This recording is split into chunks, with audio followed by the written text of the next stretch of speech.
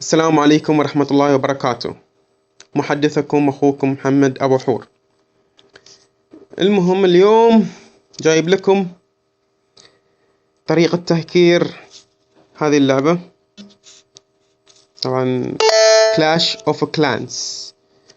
راح أعلمكم اليوم طريقة جديدة في تهكير هذه اللعبة. التهكير هو تهكر الليفل حق المستويات، المباني والأسلحة والسور والثكنات كلها تخليها مستوى عالي.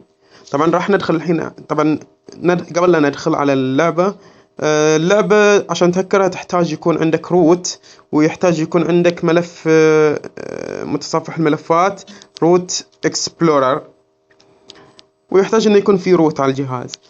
ندخل على اللعبة عشان نشوف مستوى قريتي قبل التهكير، وراح اوريكم مستوى بعد التهكير. يلا بسم الله نشوف اللعبة. انتظر ثواني على ما يعمل لودينج.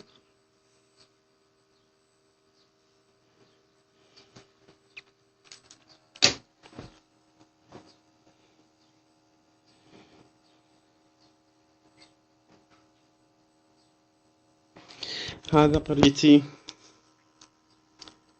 مستوياتها زي ما انتم شايفين ما هي بعالية. راح الحين اوريكم. شوفوا هذا البيت عندي مستوى ليفل 7. ليفل 7. السكنة عندي ليفل 5. عموما هذا القرية الحين راح نخرج منها، راح نوريكم كيف نهكرها. طبعا عشان نهكرها في ملف في داتا حق اللعبة، في الداتا حق اللعبة هو اللي نغيره، نستبدله بملف مهكر وجاهز. طبعا الطريقة مجربة، جربتها، الحين راح أسويها أمامكم.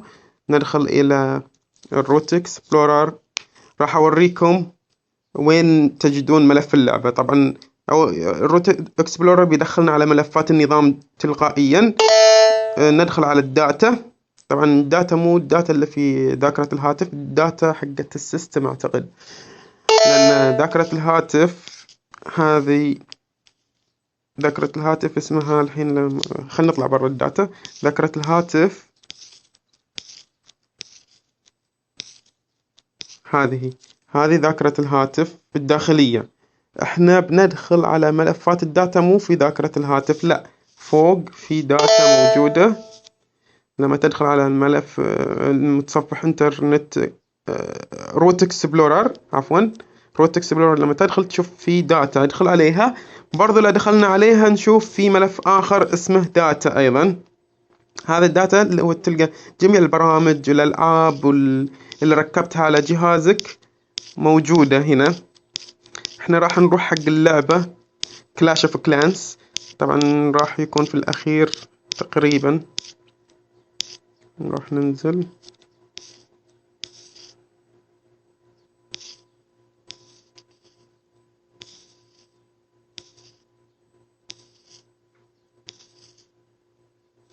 هذا هو، هذا ملف اللعبة، راح ندخل عليه. راح ننزل تحت نلقى ملف اسمه ابديت. شفتوه؟ راح ندخل عليه. في ملف اسمه CSV، هذا هو، شفتوه؟ راح ندخل عليه برضو. راح نستبدل هذا الملف. طبعا انا عندي الملف هذا مهكر وجاهز، محتفظ به في ذاكرة الهاتف. راح دخلت انا على هاللعبة عشان اوريكم ان هذا الملف راح استبدله. بس قبل لا استبدله اعمل له هذا الملف باك اب او نسخة. شو انا شرت عليه طلع لي تحت هنا زي ما انتم شايفين تحت اني اقدر اني انسخه من هنا. طبعا راح انسخه وراح احتفظ به في جهة، في ملف انا احدده، يعني اني عشان ارجع له في اي وقت اخر. لو ما عجبني التهكير اني ابي ارجع حق قريتي الشكل اللي انا متعود عليه، اقدر ارجعها لاني اخذت نسخة. طبعا عموما انا ماخذ نسخة وجاهز، يعني ما يحتاج اني انسخ مرة ثانية. انا قبل ما اسوي الفيديو انا ماخذ نسخ ومحتفظ فيها. الحين نبي نبدل الملف، بس نبي نروح ناخذ الملف. طبعا برضو انا محتفظ فيه في ذاكرة الهاتف الملف المهكر، راح ارفعه لكم واحطه في وصف الفيديو. نروح حق الملف المهكر في ذاكرة الهاتف، ندخل عليها. محتفظ به في ملف بلاك ماركت، معروف البلاك ماركت، موجود اللي عندي ملف له. هذا ذا الملف، هذا هو، شوفوا هذا مهكر وجاهز ذا الملف. راح اعمل له نسخ وبدله بالملف الرئيسي حق اللعبة. رجعنا باك، هذا ذاكرة الهاتف، ونرجع حق الداتا. هذا الداتا، ننزل ايضا في داتا اخرى. هذا الداتا ننزل حق مثل ما قلنا لكم ملف اللعبة.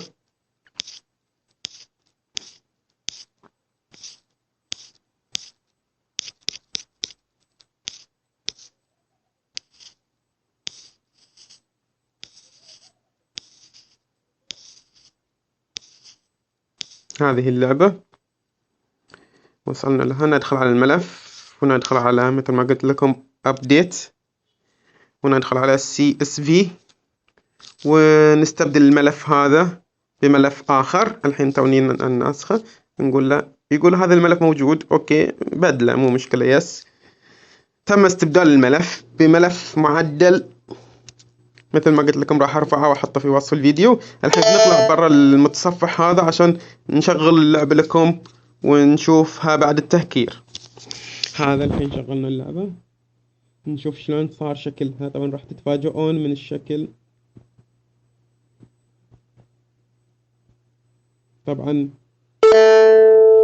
حتى لو كنت انت توك في بدايات توك مسوي القرية، يعني توها صغيرة مو كبيرة بالحجم اللي انا الحين غريتي، عادي تتهكر وتصير، بس بحجمها الصغير، يعني ما بتصير كبيرة. دام غريتك صغيرة وهكرتها بتصير صغيرة. لا انت كبرها، شفتوها تغيرت. بس طبعا راح افاجئكم واحس ان بتتحطمون، لان اساسا الشكل تغير حلو بس الليفل ما تغير. يعني البيت ما برح عندي ليفل 7، شوفوا الثكنة ما براحت عندي ليفل 5، المدفع شوفوا ليفل 4. يعني الشكل تغير بس المستويات ما تغيرت، تهكرت طبعا. وشوفوا ها، لما ندخل على ها هنا، انا طافي الموسيقى عشان الفيديو. شوفوا انا مسوي كونكت ويا الفيسبوك وكونكت ويا الجوجل بلس، لا زال ما اثر عليها هذه. بس مثل ما قلت لكم الشكل تغير، الليفل ما تغير. في برضو شغلة ثانية احب اقولها لكم، ان الاشخاص اللي وياك في التحالف اذا تقول لهم شوفوا غريتي تغيرت، ترى هم بيدخلون عليك بيشوفونها بالشكل السابق، ما بيشوفونها بالشكل هذا. الشكل هذا انت بس تشوفه، غيرك ما يشوفون هذا الشكل. ايضا اخوياك اللي مستوياتهم ضعيفة، لو تدخل انت على قراهم تشوف قريتهم صارت قوية، صارت بالشكل هذا. يعني الحين خلينا ندخل على واحد من اخوياي، لا مو هذا عفوا، راح ادخل على واحد من اخوياي قريته بمستوى قريتي طبعا قبل التهكير. شوفوا طبعا انا اعلى من، انا هنا هذا انا اعلى من، هو انزل مني، فكيف راح تكون قريته؟ نشوف ها، شوفوها، شوف صرت اشوف ان كل اخوياي واللي معي في التحالف صارت قرياتهم قوية. طبعا هم ما يقدرون يشوفون قريتي قوية، يشوفونهم بالشكل العادي، بس انا اللي اشوف قريتي قوية وغراهم اشوفها قوية. مثل ما قلت لكم شوفوا ليفل البيت كم عنده، هو ليفل 8، انا 7، هو اقوى مني بشوي. عموما ليفل 8 مو شكل البيت زي كذا نهائيا، شكله مختلف، واللي يلعب اللعبة يعرف هذا الشيء. بس عموما يتغير، انه صار الهاكر هذا انه يغير شكلها ديكور، يعني ديكور. حتى الاكسير انتاجه عادي، ما راح يتغير الانتاج طبيعي، يعني بس شكل. هذا الهاكر فقط شكل. عشان كذي انا قلت لكم اذا قبل لا تهكر قريتك خذ نسخة من ملف اللعبة، بحيث انه لو ما عجبتك ترجعها. أنا صراحة ما عجبتني، أنا برجع قريتي إلى شكلها السابق. نروح للذاكرة. طبعا أنا محتفظ شايل نسخة من ملفات اللعبة، لأن توقعت إنه ما راح يعجبني الشكل هذا. طبعا يعني أخدع روحي. محتفظ أنا به هنا. هذا هو ملف لعبتي الأصلي عفوا. نرجع نروح داتا، برضو داتا، ننزل تحت حق اللعبة، لأنها اللعبة صايرة في الأخير.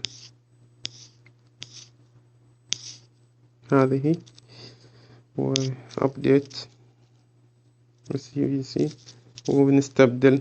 نعم، نطلع برا. رجعت القرية مثل ما كانت. راح ندخل الحين.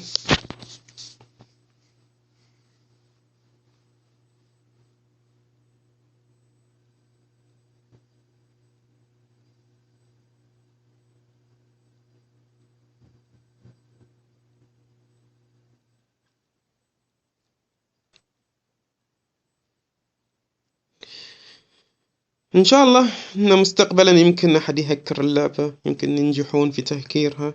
أنا ما شفت أحد هكرها طبعا، بس شوفوا قريتي رجعت. لا أطول عليكم، هذا كل ما في الموضوع. وإن شاء الله راح أرفع لكم الفيديو، راح أرفع لكم الملفات في وصف الفيديو هذا.